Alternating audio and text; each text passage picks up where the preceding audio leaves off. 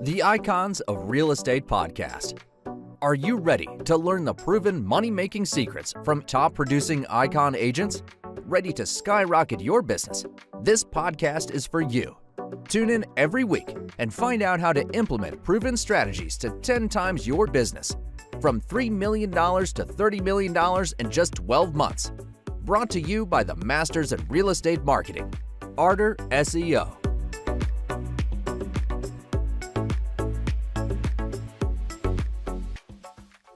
Welcome to the Icons of Real Estate. I'm Tim Calloway. We have a very special guest for you today, Peter Boutros with Stunning New Jersey Homes, eXp Realtor. How are you, Peter? I'm doing great, Tim. How you doing? I'm doing fantastic, man. It's getting that time of day, winding down a little bit. But you know what? We don't ever sleep, right? Always busy. That's right. Yeah, always working. Yeah. So I was going to ask you, I asked this of everybody, so don't feel too special, but I bet your answer is going to be pretty special. Were you like the 5-year-old tugging at your mom and dad's pant leg going, hey, I want to get into real estate. How do I do it? Or are you like the rest of us where we kind of fell back into it? Yeah, just the latter. So yeah, I fell back into it. So actually, a little bit about my background. I graduated college with an engineering degree. Okay. And I was doing that for about 10 years before I got into real estate. I had a pretty steady job, government job, steady income, benefits and all that.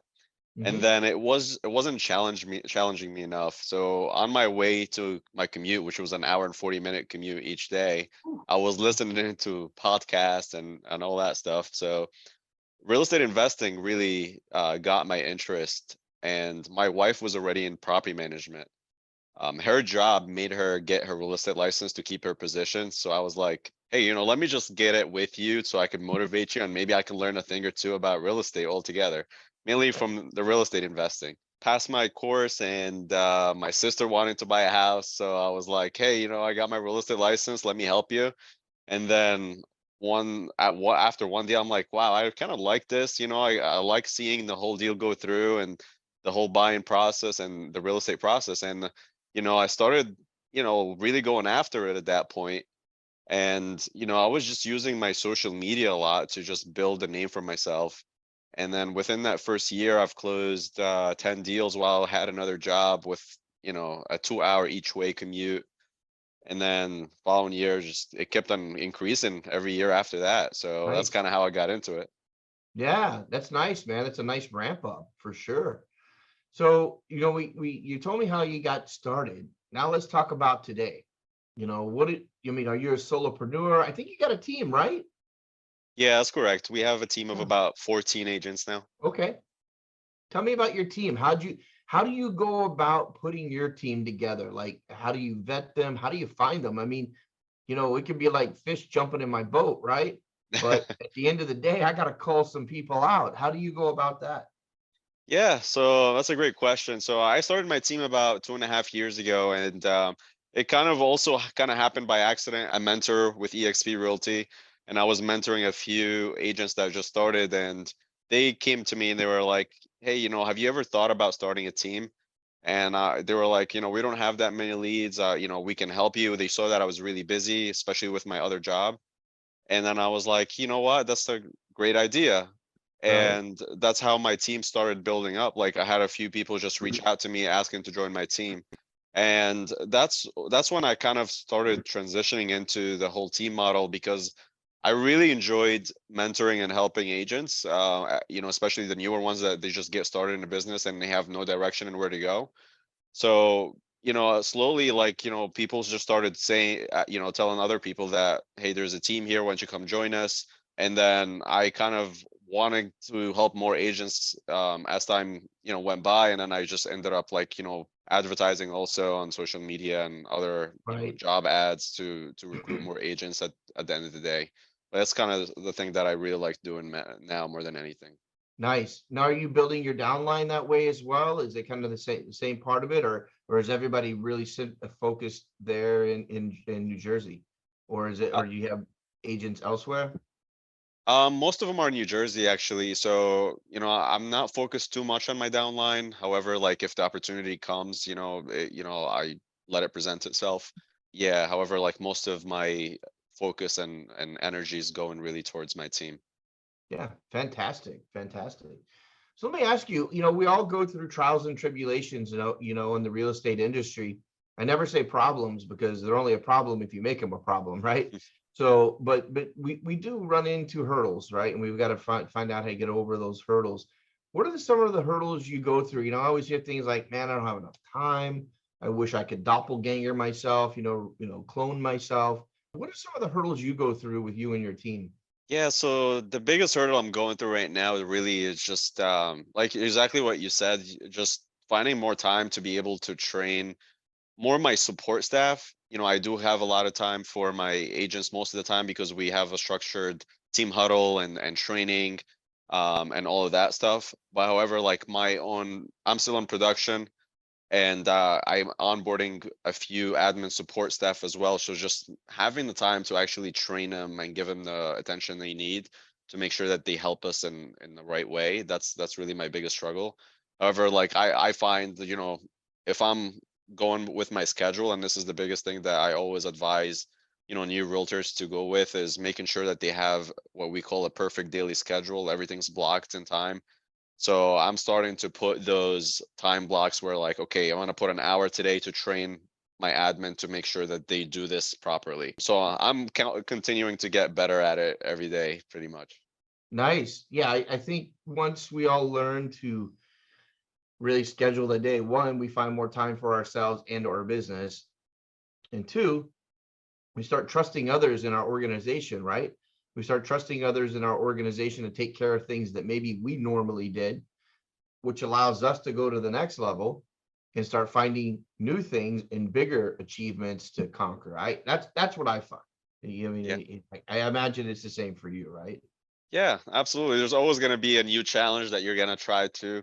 And that's what I really love about this business is it doesn't really get boring. There's always something new that you're trying to achieve or a new challenge that you're trying to, take on. If it's training new admins, trying to fit them in between your time or, growing your team or growing your own business, there's no ceiling. And that's what I kind of loved about it, where it made me really leave my other job, is because growth was just very limited. With sales, there's really no limit for growth in production or team or overall, pretty much.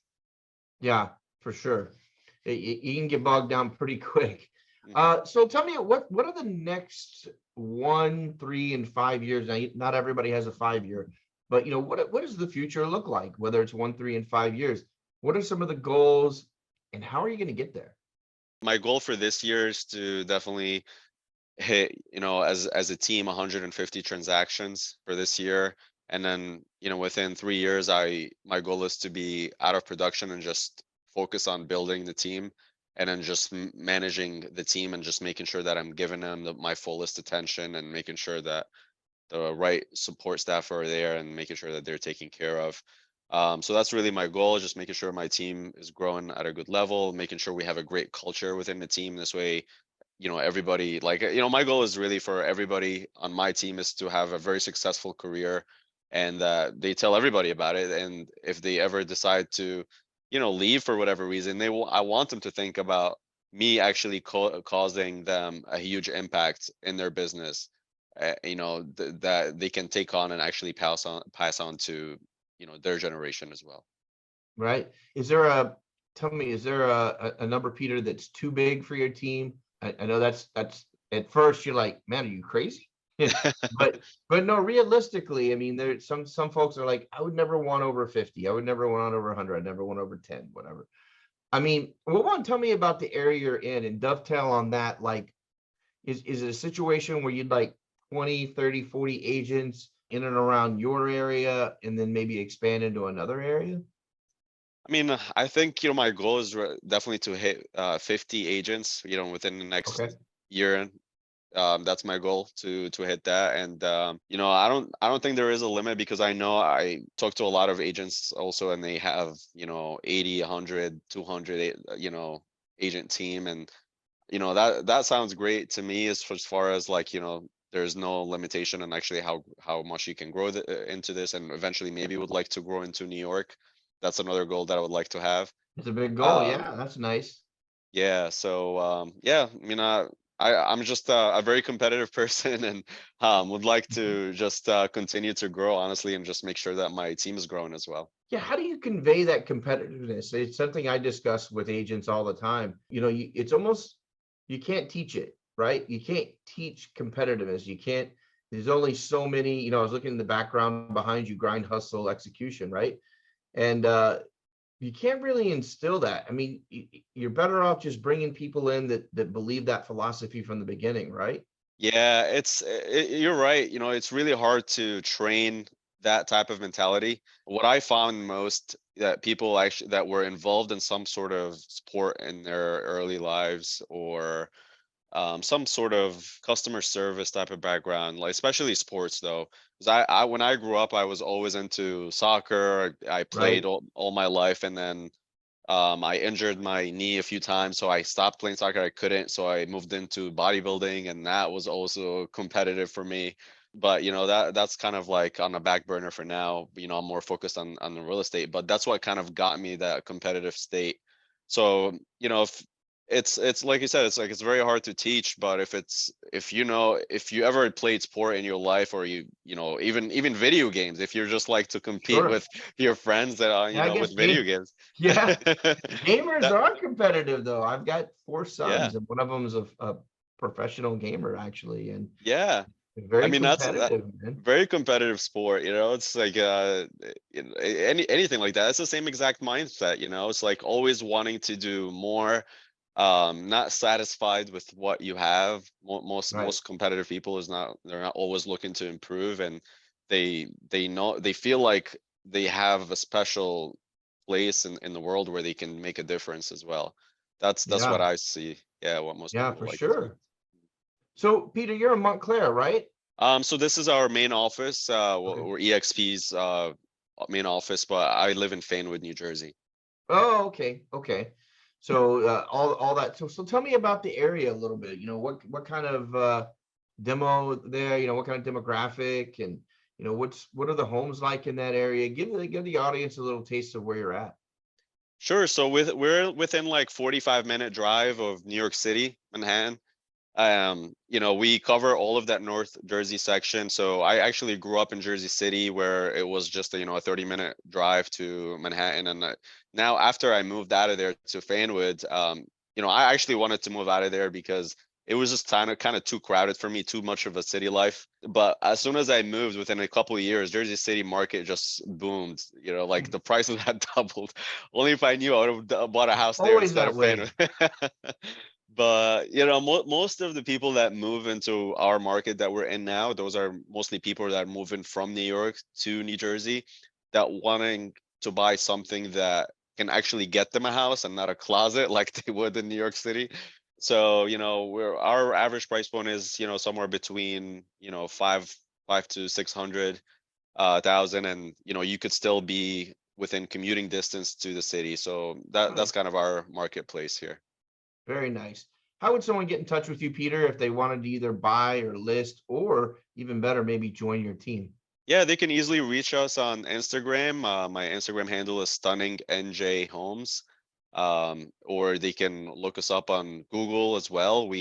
Our Google business page is right there. We have tons of 5-star reviews, and but the easiest way would be Instagram. Instagram? Perfect. Perfect. So, I always ask, you're the hit record. I'm the DJ. I'm spinning the record. Take us out. The kind of the last thing you'd like for our listeners to hear from you, whether from your heart, your mind, your soul. Something you think everybody needs to hear. Sure. So I think, if you're a real estate agent and you're just looking to get started, and you don't really know where to go, the first thing is you want to make sure that you have set goals, and then a clear business plan that where you want to what you want to do in your business for the next 12 months. Biggest thing that I see a lot of agents struggle with is not time blocking their prospecting, which is Right. everything in our business. To take you back again, like when I was a dual career, like during my lunch break, I was making phone calls during that hour until every single time when I was at work till I was able to leave that Right. job. So you gotta have a committed time block that where you can every single day, you can go ahead and, attract new business and follow up with your existing business. And then, just make sure that you continue to build a relationship, because we're in this type of business where, it's all relationship building. So don't be afraid to go out and network and, host Yeah. other people's open houses, network within your brokerage and see what you can do for other agents that maybe need help. And then Yeah. before you know it, you'll start connecting with more and more realtors. So don't be shy to talk to people in your brokerage or other agents that may need help. I'm here to help. If there's anybody that needs to reach out just for advice or anything that's on their mind, I'll be more than happy to talk to them. Very nice, Peter. Good advice. Yeah, you definitely don't want to be in real estate if you can't network or press palms, It's all part of that grind, hustle, execution right behind you, right? I mean, that's all, Yeah, that's really what it is. That's what it's about. yeah, Peter no, Bruce from absolutely. Stunning New Jersey Homes, man. EXP Realty, thank you so much for being on today. It's been great hearing your story. I look forward to catching up with you maybe next 3, 6, 9 months, maybe have another member of your team on the show at some point. Sure. Uh, yeah, thanks so much. Talk to you soon, Peter. Thanks, Tim. Appreciate it.